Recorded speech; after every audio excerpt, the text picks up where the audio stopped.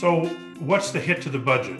What are you looking at that you now know we got a real problem? You've mentioned a couple of them in the last few weeks in media, but what do you, obviously transit is one, the airport would be another, like certain things you were counting on.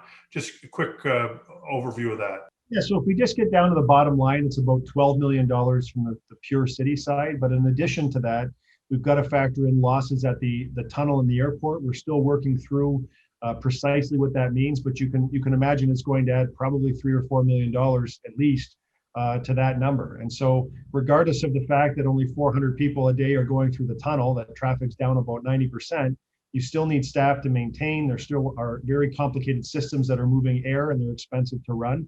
So you still have all the expenses, but you have very little revenue. And so there's kind of a double hit because the tunnel, we're the only city in Canada that we're aware of that owns a half of an international border crossing. It's a unique situation. But because of the success of the tunnel and because we own that asset and run it efficiently, we're able to derive $1 million dividend that the Tunnel Corporation pays to the city of Windsor every year because of good operations. And that $1 million means we have to collect $1 million less from property taxpayers. And so they're important streams, and it's much like the casino. You know, the casino we rely on for about $12 million a year in annual revenue.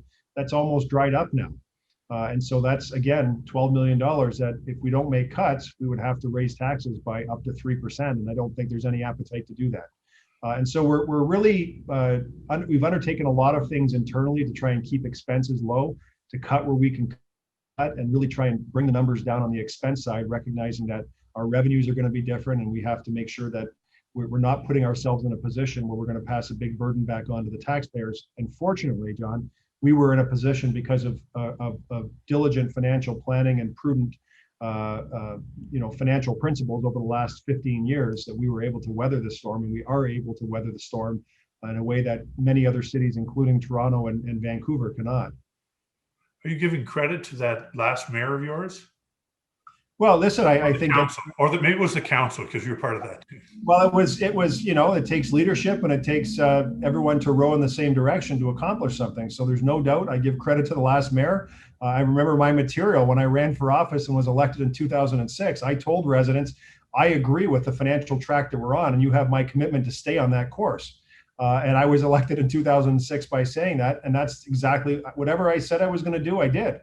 And so I believe in that. I believe it's the right approach. And because of that approach, we have reserves and we have ways to mitigate some of these challenges that other cities aren't in the same position to deal with. And the pressure for them, those other cities, will come in 2021 as they deal with deficits.